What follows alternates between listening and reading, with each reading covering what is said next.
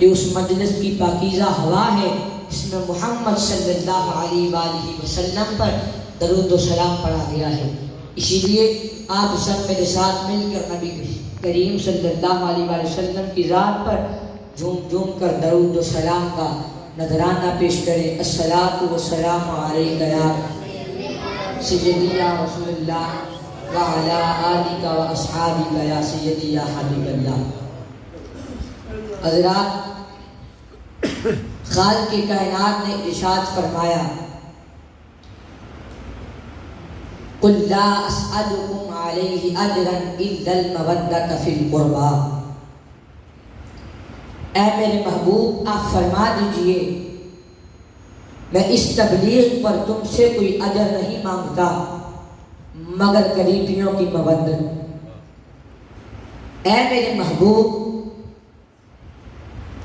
یہ جو شب و روز آپ نے تبلیغ کی، اعلان توحید فرمایا، ان عرب کے بدوؤں کو دنیا کا امام بنایا، گداؤں کو آقا بنایا، دشمنوں کو دوست بنایا، ظلمات میں بسیرا کرنے والوں کو نور معرفت نے بسایا، نابینوں کو بینا اور جاہلوں کو عالم بنایا، بھولے ہوں کو راہ دکھایا، خدا سے بچھڑے ہوں کو خدا سے ملایا، ابو بکر کو صدیق بنایا، عمر کو فاروق بنایا، عثمان کو ذوالنورین بنایا، حیدر کو شجاعت کا تاجدار بنایا.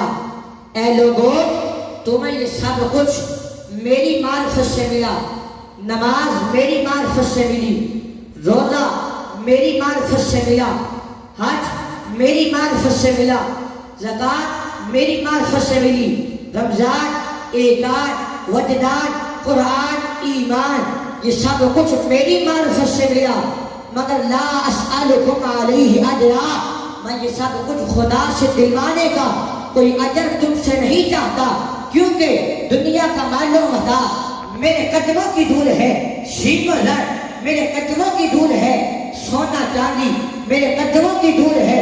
اعطیت مفاتیح خزائن الارض، زمین کے تمام خزانوں کی تمام چابیاں مجھے دے دی گئی ہے، لہذا مجھے ان چیزوں کی حاجت ہی نہیں. میں تو صرف اور صرف تم سے اس تبلیغ کا اجر یہ چاہتا ہوں کہ اِلَّا الْمَوَدَّةَ فِي الْقُرْبَى، میرے قریبیوں سے مودت کرنا، میری آل بیت سے محبت رکھنا، میری اہل بیت سے پیار کرنا.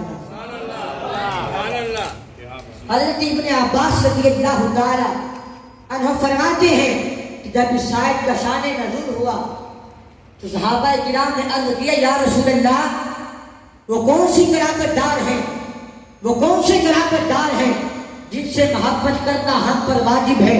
فرمایا ہوا یا علی والفاطمہ وابناہما، وہ علی ہے، وہ فاطمہ ہے اور ان کے دونوں بیٹے حسن اور حسین ہیں.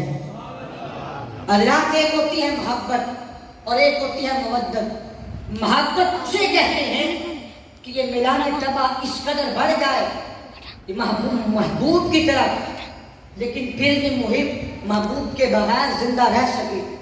مودت اسے کہتے ہیں کہ یہ میلان طبع اس قدر بڑھ جائے کہ محب کا بغیر محبوب کے زندہ رہنا ناممکن ہو جائے. مفسرین نے اس قرآن میں اس کی مثال یوں دی ہے کہ جس طرح پانی کو دودھ کے اندر ڈالیں تو وہ پانی بھی دودھ ہی ہو جاتا ہے، جیسے کہ السمک فی الماء، مچھلی پانی میں، اسے پانی سے باہر نکال دیا جائے تو وہ تڑپ تڑپ کر جان دے دیتی ہے مگر پانی کی جدائی برداشت نہیں کر سکتی. اور اسی طرح وہی دودھ جس میں پانی ملایا ہے اسے آگ پر رکھو تو جب پانی بھاپ بن کر باہر نکل جاتا ہے تو پھر دودھ بھی ابل ابل کر برتن سے باہر نکلنے کی کوشش کرتا ہے. اور اگر اسے پانی کا چھٹا دے کر یار سے ملا دیا جائے تو وہ پھر نیچے چلا جاتا ہے. میرے حضور نے فرمایا میری اہل بیت سے مودت کرنا اس طرح